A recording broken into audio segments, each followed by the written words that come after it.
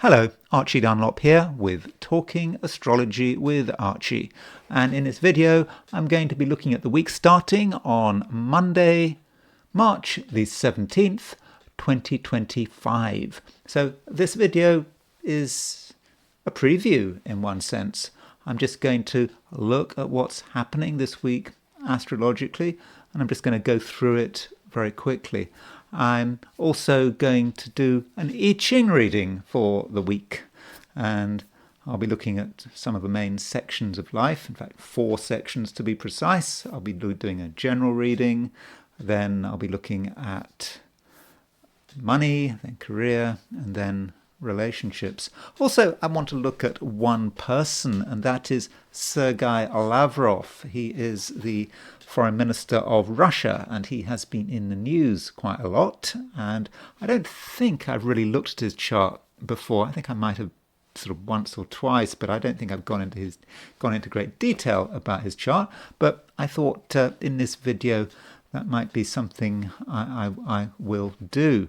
So, let's start off by looking at what is happening this week to do my preview of the main events. If you do happen to like this video, I'd be very grateful if you were to indeed like it. If you're not subscribed, I'd be very happy to have you as a subscriber, because does make a difference to the channel. So let's look at the beginning of the week. So this chart is set for midnight, Monday, March the 17th, set for New York, and so if you like, these are the starting positions. You can see that the Sun is in very late Pisces, moving into the last few degrees of Pisces, getting ready to change sign into Aries, and also the moon is in late Libra. So the week starts with the moon in the Via Combusta. So the Via Combusta is that part of the sky between 15 Libra and 15 Scorpio, and when the moon is in the Via Combusta, that means that things can just happen. It's difficult to make plans. It's not that things are necessarily impossible during a time of a Via Combusta, but we just have to always have a standby plan, and we shouldn't have plans which are too fixed, because if there's no flexibility and events happen, we may not be able to accommodate these events, and our plans might go wrong. And the Via Combusta tends to be worse in the last half when the moon moves into Scorpio. So the beginning of a week, certainly on Monday, moon is in the last half of Scorpio. So on Monday we might be feeling that the instability of moon in the Via Combusta, and of course it combines with the fact that Mercury is retrograde. Sort of Mercury went retrograde just before the week started, and now we're feeling it. So I think it's important to be flexible and don't make assumptions. And things could go wrong if we're not careful. Now, as far as aspects are concerned, on Monday, the 17th of March, Mercury is making a semi-square to Uranus. So there's Mercury at 9:21 Aries, and Uranus is at 24:8 Taurus. I think this semi-square between Mercury and Uranus could actually be quite powerful, because Mercury is stationary retrograde. It's at a standstill. So it really picks up that semi-square with Uranus. It doesn't go away. And so there may be a sense of real tension at the beginning of a week. It may be difficult to relax, at least on a mental level. We're just looking for something to happen, and it may be difficult for some of us to keep still. And this might be reflected in what we say. We might be a bit clumsy in terms of our use of words. Then a couple of days later, on Wednesday the 19th, we have a conjunction between the Sun and Neptune. So this Sun-Neptune conjunction takes place quite close to the fixed star Skeet, and I would have said that it's quite a difficult conjunction, and it may be connected with water. So things connected with water might hit the news. Could be flooding, it could be water damage. And for our part, we don't want to take risks with water. Don't take, for example, trips on small crafts across stormy stretches of sea. Now that would be a bad thing to do. And in general, if we push it, if we take risks with that Sun-Neptune conjunction, things could go wrong. And also watch out for appliances, particularly appliances which require water. We don't want any floods, and we should avoid doing repairs unless we really know what we're doing. Or ideally we call in a professional, unless we ourselves are a professional plumber. Well, that's fine. If you're a plumber, then it might be a good day. There might be plenty of business. Then on Thursday, March the 20th, we have the Sun moving into Aquarius. In the Northern Hemisphere, this is the Spring Equinox, the beginning of spring, though apparently in Australia, spring is supposed to start on March the 1st. That's St. David's Day. Well, sorry, autumn starts on March the 1st in Australia. Does it start on March the 1st elsewhere? But, I normally regard the equinox as the beginning of the spring in the Northern Hemisphere, so it would be the beginning of the autumn, logically, in the Southern Hemisphere. So, Sun moving into Aries, that is a big change, and you can actually set up a chart for the moment the Sun moves into Aries, and that might tell you something about the next few months. And to be precise, it is at 9:01 London time that the Sun makes that change, and it is instantaneous. One moment it's not in Aries, it's in late Pisces, then the next moment it is in Aries. There's no such thing as a cusp in astrology. Some people think there is, but there isn't. A planet is either in one sign or another. And the Sun having made a conjunction, the Sun having moved into Aries, it makes a conjunction to Venus. And so on Sunday, last day of the week, the Sun makes that conjunction to Venus, and that does put Venus under a certain amount of pressure, because Venus, firstly, is in its detriment in Aries. Secondly, Venus is retrograde. And thirdly, when the Sun moves out of Pisces and into Aries, that means that Venus is no longer in mutual reception by exaltation with Venus. So Sun moving into Aries, Sun moving into Aries causes Venus to weaken, and most importantly, Venus is combust. It's conjunct the Sun. So at the end of a week, things connected with Venus should possibly be avoided.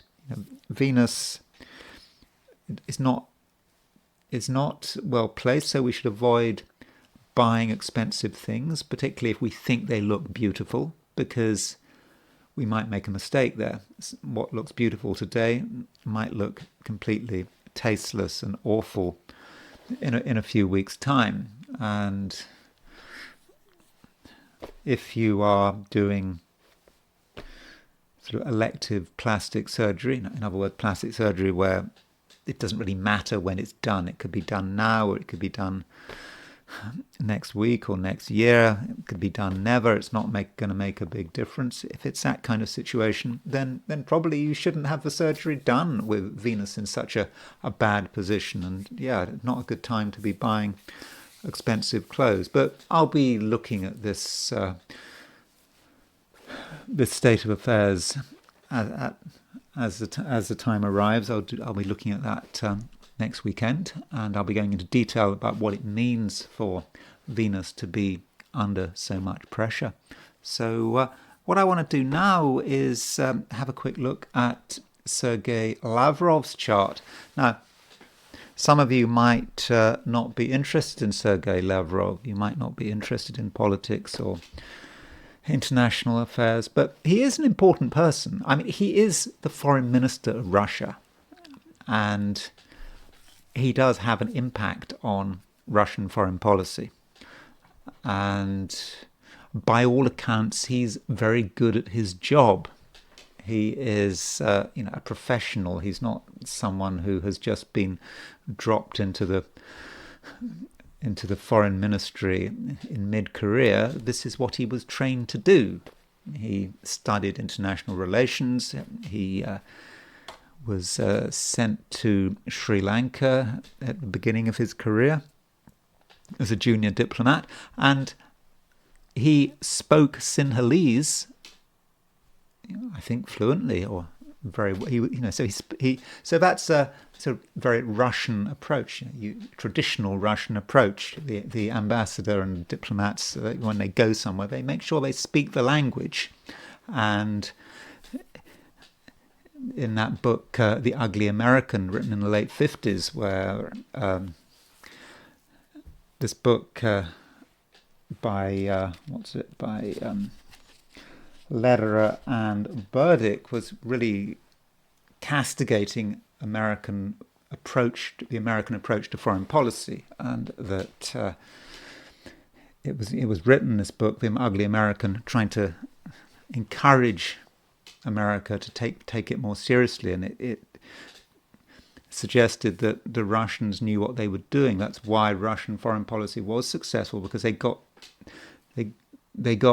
people in who were experts, who were familiar with the local culture, and that helped. And maybe Sergei Lavrov is kind of in that model. He is a real expert. He doesn't just speak Sinhalese. Apparently, he speaks the language, whatever language they speak in the Maldives, aside from speaking French and English, and of course Russian. And so here is his chart, and it's a problem chart. And I'll tell you why it's a problem chart, because we don't know where the sun and the moon are. So he was born on March 21st, 1950, in Moscow. I don't know what time he was born, and that is the problem. So I have set his chart for midday. And the problem is that when you set Lavrov's chart for midday, you see that he's got his sun at 0 degrees 11 Aries and his moon at 0 degrees 14 Taurus. So if he was born at the beginning of the day, he would be a Pisces. End of the day, he'd be an Aries. Chances are he's an Aries, but we can't be sure. And likewise with the moon. We don't know whether he's got the moon in Aries or the moon in Taurus. We could try guessing, but I don't really like to play that kind of guessing game. So you could say that it's difficult to know what to do with the chart, and maybe one shouldn't even bother trying to interpret it if you don't know what sign the sun or the moon are in. But we can say that his sun is quite close to the Aries point, and the Aries point represents the world at large, and maybe having his sun close to the Aries point, whether it's in late Pisces or early Aries, means that he is a universal figure. He's tapping into whatever is going on this planet at the time in which he is living. And his sun is opposition Mars and square Uranus. It doesn't matter whether or not his sun is in Pisces or Aries. And that is quite a T-square. He's got sun opposition Mars with Uranus on the T. And he is about to celebrate his 75th birthday. So he's managed to survive that T-square. But it is quite tumultuous. And you could say that as his career has developed, he has been attracting more and more drama. And You could say that him being foreign minister at the time of Russia's invasion of Ukraine on February the 24th, 2022, does kind of reflect that Sun opposition Mars with Uranus on the T, and so far it hasn't affected him personally. You can imagine how his life might be at danger. The Ukrainians are quite into assassinating people. I would guess if they had the chance, they'd go for him. And that's something he always has to be aware of. I'm sure he is. But the Sun opposition Mars with Uranus on a T is just not.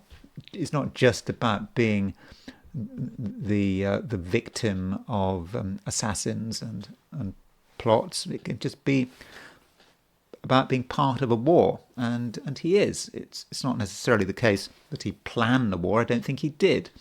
He was just there as foreign minister to implement Russian policy, and he's a civilian. He's not connected with the military. He has Venus in Aquarius and Venus opposition Pluto. So if you've got Venus in Aquarius, you could say that's quite a good thing to have if you're a foreign minister. You have to understand who your masters are, whose interests you are serving, and you need a certain amount of objectivity. You can't be super emotional about things. And in his case, if he really is an Aries, that would mean that that would mean that he'd still have Mercury in Pisces.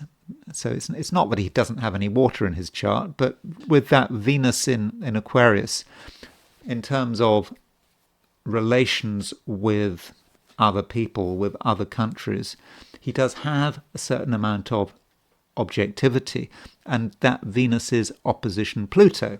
And Venus opposition Pluto for a diplomat is possibly quite a good thing to have. It means you can be gently manipulative, and you may be quite good at presenting your country's particular view of the world and getting people on side. Now, that might not seem to be the case from a Western approach. Everyone hates Russia in the West.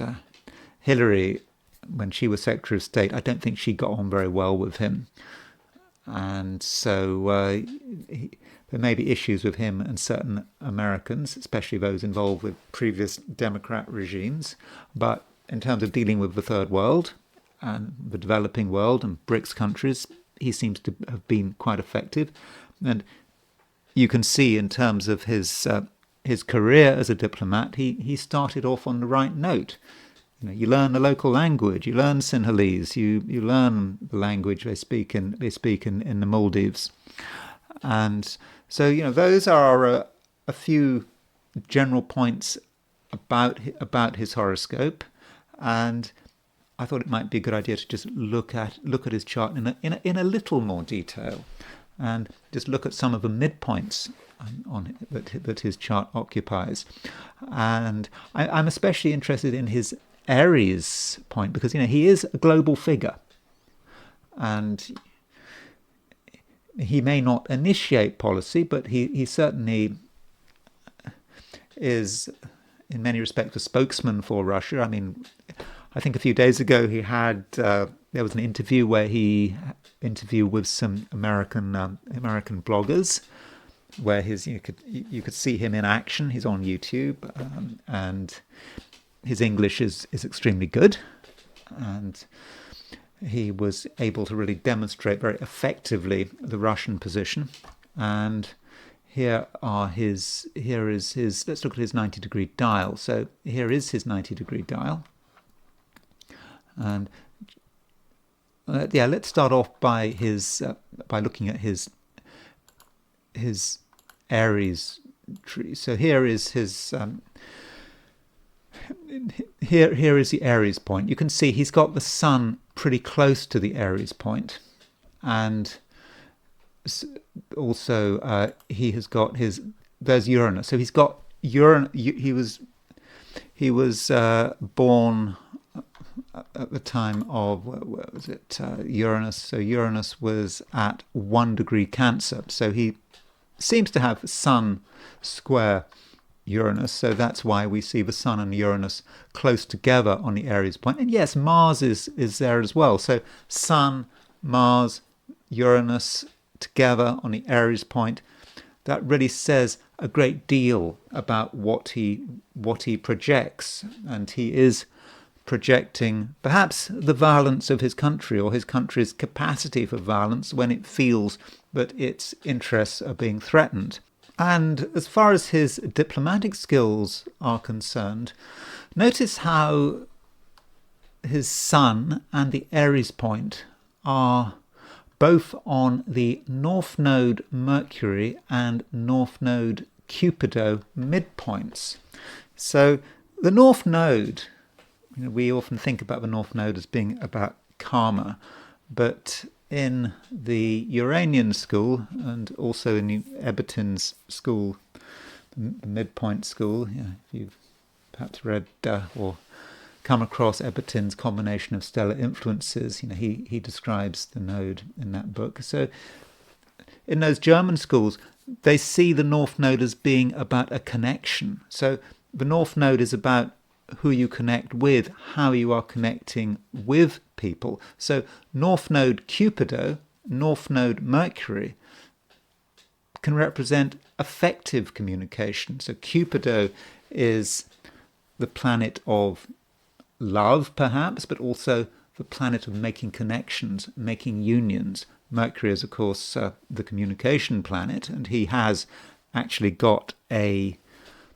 Mercury-Cupido aspect in his chart. I think it's a Mercury-Cupido opposition, a very close Mercury-Cupido opposition, and the North Node is linked with that Mercury-Cupido opposition through the Sun node axis. So you can see there is the Sun node axis, and it's on the Mercury-Cupido and on the node Mercury and the node Cupido midpoint. So that means that he is able to effectively communicate, bring people together, and really he is a very good diplomat. And we can see the Mercury-Cupido opposition if we highlight the hypothetical planets. So let's do that. So there's his where's his Mercury gone? So his Mercury is in at 2340 Pisces at midday when he was born, and there's Cupido at 24 Virgo. So he has a Mercury-Cupido opposition in his chart. And of course, at the moment, right now, there is a Mercury-Cupido square in the sky. So Mercury actually goes stationary, exactly square Cupido. It happened on the 15th of March, and so it's possible that Lavrov, with his Mercury-Cupido opposition, is sensitive to the Mercury-Cupido connection, and this is perhaps why he's so busy at the moment, why he's talking to foreign bloggers and foreign vloggers and people who are running YouTube channels, and I think he's been quite effective about it. And so in his chart we just might see Cupido at work. Now, as far as what's happening at the moment with Sergei Lavrov, you might have noticed that he has got this Mars-Uranus square, and he's got the Sun opposition Mars. So Saturn and Neptune may be causing him trouble, or maybe about to cause him trouble. Saturn and Neptune will soon go into Aries, and that means that Saturn and Neptune will be conjunct his Sun. They will be opposition his Mars. They will be square his Uranus. And I'm just wondering how he's going to feel that. Now, it may be that it has an impact on his health. I mean, he's He's 75, going strong, but 75, you could say, well, maybe he should be taking it a bit easy. Maybe he's pushing himself too hard. So that Saturn-Neptune hitting his Sun, Mars, Uranus T-square may mean that he could be overexerting himself. So that's one way of looking at it. It could be that he is at risk. I mean, he surely has got to regard himself as an assassination target. The Ukrainians do assassinate people in Russia. They send agents into Russia. They try to pay people in Russia to do their bidding. So it would not be unreasonable to think that someone in the Ukraine is planning on assassinating him if they see the opportunity. And also, it may just say something about Russian foreign affairs. He is the head. He's the head of the Russian foreign ministry. So he is in some way representative of how Russia conducts its foreign affairs. And so with Saturn and Neptune hitting this T-square, it may be that he is just involved in something that is quite difficult, and this may say something about how the war develops. And we shouldn't forget that later in the year, on when is it? It's on June the 15th. So that would be in about 3 months' time. There is a Jupiter Saturn square. So Jupiter is where's Jupiter gone? Jupiter is at 1 degree at Cancer, Saturn is at 1 degree Aries, and Neptune is at 2 degrees Aries. And so if we superimpose that square onto his horoscope, you can see the problem. So he's going to have Jupiter conjunct his Uranus. He's going to have Jupiter square his Sun. He's going to have Jupiter squaring his Mars. He's going to have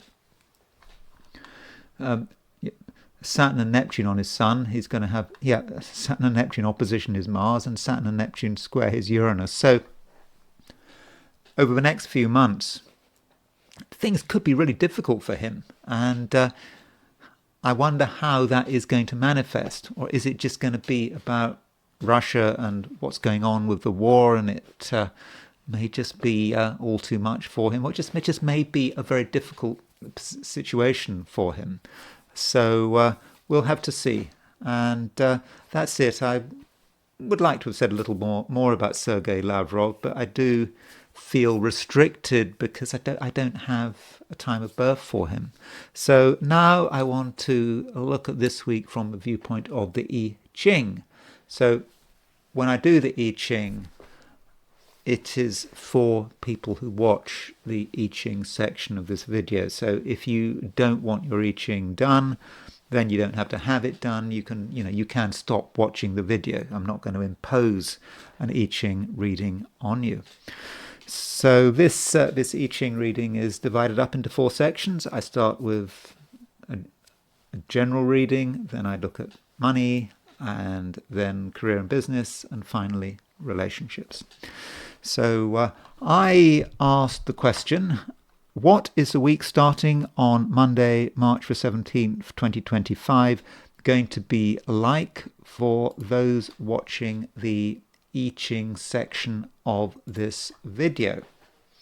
And the first hexagram I got was hexagram 46. So hexagram 46 gives us the idea of making good progress, pushing upwards. We have an idea about where we want to go, and we just want to forge ahead. We don't always look where we're going. It's just about making progress, and maybe any progress is good enough. Now, the thing about this hexagram is it does have 2 moving lines. The 3rd line moves and the 5th line moves. And with that third line moving, it gives us the image of digging a tunnel. And we dig a tunnel as if we're trying to escape from somewhere, like there's sort of Second World War prisoner of war camp films, Stalag Luft, whatever, where people dig tunnels to escape, and the idea is they know where their tunnel is going. They make the tunnel under the wire, and it's really an incredibly convoluted thing. And somehow they get across, they get under the wire, and if everything works well, they escape. And the problem would be if you're digging a tunnel, if you dig it in the wrong direction. So what you could happen is that you dig a tunnel and you come up and you're still in the prisoner of war camp. You're not on the other side of a fence. And what this third line what this third line is about coming up above ground in an empty city. You put all of this effort into something and it's all for nothing. And so that is a danger there. So if you find yourself the beginning of a week really working hard towards something, and you're really encouraged and you're really making good progress, do think about where you're going. And maybe you've got the wrong idea about something. So that is possible. But then the fifth line moves, and the fifth line is a lot more fortunate, and that talks about being able to advance slowly, surely, step by step, getting closer and closer towards your objective and getting a lot of support in the process. So maybe we get this idea of the week having a false start, and then we finally understand, perhaps through trial and error, what needs to be done, and we can make progress. And that allows us to move to the second hexagram, because you've got two moving lines. And the second hexagram is hexagram 29, which is the abysmal. Now, that sounds bad, but it's not quite as bad as it looks. The moving lines in abysmal some of them are pretty bad, but we don't have to worry about the moving lines because it's just the hexagram we're moving to. And the abysmal certainly talks about danger. So we push upwards, we make progress, and then we move to a dangerous situation. But we're talking about dangers that we've seen before. These are not new dangers. And if we're careful, we're going to be able to get around them. And a lot of it is just going with the flow, following gravity. And this hexagram, the abysmal, is about the flow of water, because it's a very watery hexagram. And if one just follows the flow of water, water just follows gravity. It goes to the line of least resistance. And if we take that natural approach, we're going to be able to get around the danger. And we should be okay. So overall, it is a week that starts with a bang. We want a lot of action. Our first attempts may get not very far because we're moving in the wrong direction. Then we finally get the hang of it. We do make good progress, but we take things to a stage where we realize things are a bit difficult and we have to be careful. But if we just follow gravity, and we also use our experience because we're not dealing with unfamiliar dangers, we should be okay. So that's the general picture for this I Ching reading.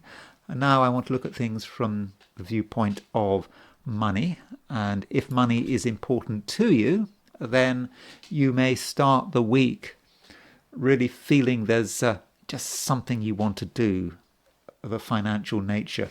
You might feel you have to sort of pursue a sum of money or do something which could have a reward, and you're really chasing it, and the motivation is very clear. I mean, it's nice to be motivated, to want to do whatever it takes to make money, but that third line might indicate that your first attempts to push forward to get the money you feel that is owed to you, or maybe earn some money, might come to nothing because you haven't really thought things through.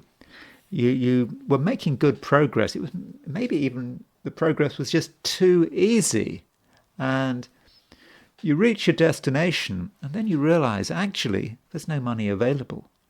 It was all for nothing. Well, not quite all for nothing, because you did learn something on the way. And then we move into the fifth line.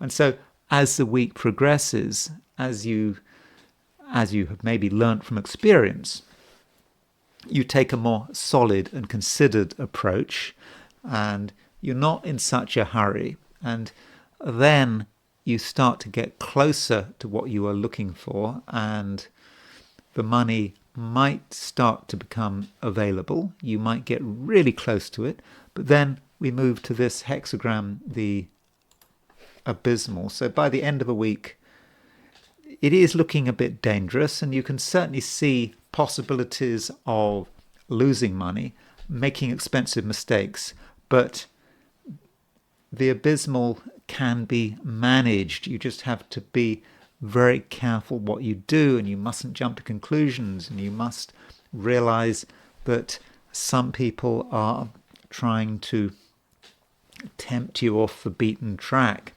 If you listen to outside temptations, you could fall into the abyss. That is certainly possible. If you're tempted to do things that you weren't planning on doing, it seems tempting, but as soon as you step onto unfamiliar ground, well, you're done for, aren't you?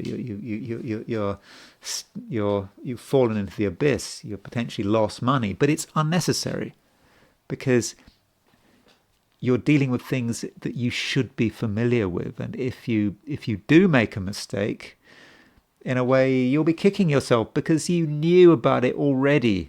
You know where the dangers are, and because you know where the dangers are, then I think you should be able to handle the situation. And I don't think this week is going to be much of a problem financially. Just you've got to be very aware.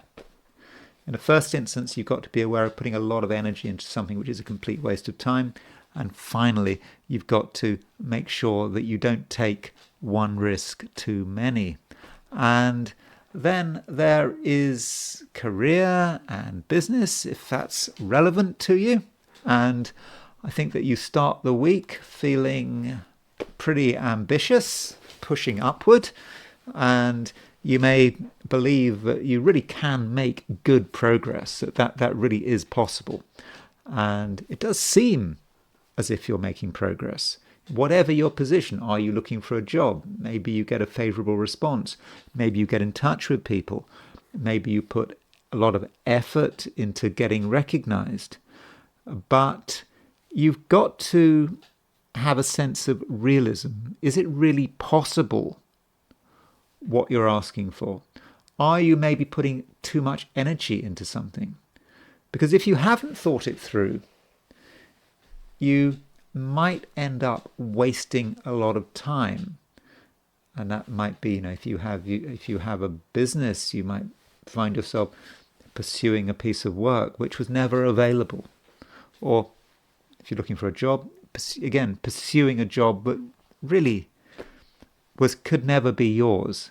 It just wasn't realistic. And if you're in a job, be careful how you use your time and your energy, because to begin with, you could spend a lot of time just trying to get something to work, and it just doesn't happen. And in retrospect, you'll realize that there was never any hope. But then the fifth line moves. It's not just the third line. The third line is a rather difficult line in 46. That is the concept of pushing upwards into an empty city. You reach your destination and there's nothing there. And then the fifth line moves. And the fifth line is a more considered, more disciplined energy. And as the week progresses, you'll understand what is necessary, you'll understand what you have to do. And you won't be in so much of a hurry, and you will progress step by step. That is what the I Ching says about that fifth line. It talks about stairs or steps, moving one step at a time, and also making sure that you go through the motions. And that's especially the case if you're dealing with authority figures, people you respect, or you know you're supposed to respect at the very least. You go through the motions and you get recognition, and it may be you get the responsibilities you deserve. Maybe you even get the job you deserve, or the piece of business you deserve, or at least you start getting real recognition, not just fake recognition. And then by the end of a week, the final state, when we got these two moving lines, we move to hexagram 29, which is the abysmal. And that does indicate that in the end, whatever you're trying to do with work or business or your job, there is a somewhat dangerous situation. And it's a dangerous situation where it's easy to make big mistakes, maybe even catastrophic mistakes. But you've seen it before. You know how it can go wrong. And because you know how it can go wrong, there is a possibility that you can sort of sidestep the issue. In fact, not just a possibility, a probability. It would be actually unnecessary to make serious mistakes. You know who you're dealing with. You know what needs to be done. You don't actually have to try too hard. You just have to go with the flow and do what is natural. When you try to push things too hard, when you try to make things happen quickly, that's when the mistakes happen. That's when you could fall into the abyss. But if you just take it slowly, I think that in the end, you'll be quite satisfied with where your working life or where your business is going. And finally, there is relationships. And this part of the reading relates to all kinds of relationships, regardless of what they are. Might be something short term, might be a business relationship, might be a relationship, might be a romantic relationship, could be a friendship, whatever. And at the beginning of a week, we have this hexagram 46 pushing upwards. You make a lot of effort. You put a lot of effort into trying to get people's support, trying to get people to like you, make contacts, make friends. And you might put a lot of energy into maybe cultivating someone's support or someone's affection even. And to begin with, those efforts might not work out.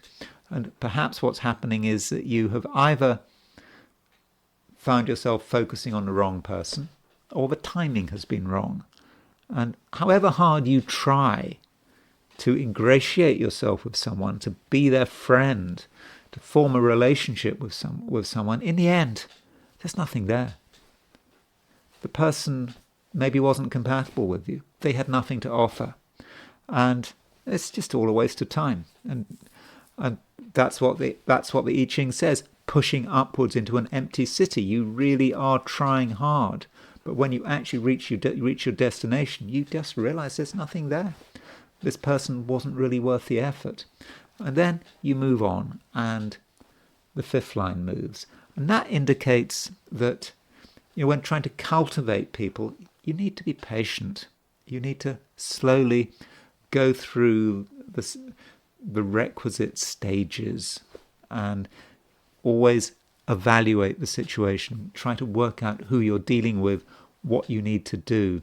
And if you can handle things possibly in quite a formal way, that is going to be the best way of getting someone's attention and forming a useful relationship. And then, because we've got two lines moving, we move to the second hexagram, which is the abysmal. And the abysmal is really telling us that the end state of any relationship, at least this week, or any relationship that starts this week, could be a bit dangerous. You're dealing with someone who might be unpredictable. You're not quite sure how they're going to respond. If you do the wrong things, you could fall out with them. But it is a situation that you are able to handle. because you've seen it before. I know other people are individuals, but people have certain common features, and you understand these common features. Or it may be that we're talking about someone who you've known for a long time. You know this person is problematic, and the abysmal is really, I think I Ching talks about repeated danger. So you've seen the danger that this person represents. You've seen why they're a problem. But because you've seen it before, it's not going to happen again, or it needn't happen again. And you handle this person in the right way. You've worked out how to handle them, and you're careful about it, and things don't go wrong, and you manage it, and whatever you were trying to achieve, you achieve it. And that's especially the case if you're dealing with a relationship that you've been in for a long time. Just no one's perfect, and I suppose if you know someone very well, you know their imperfections, you know what personality traits are problematic, but you can manage it. But if you're talking about a new relationship, then maybe we are just talking about common human features that you are understanding, and it does seem that those interpersonal dangers, well, they're real, but I do think that they can be avoided. And that's it. That's all I've got to say about the week ahead. But I do indeed hope that you have a great week. And if you enjoyed this video, I'd be very grateful if you to like it. If you're not subscribed, I'd be super grateful if you were to subscribe. If you want to buy me a coffee, there's a link in the description. And I will talk to you again very soon.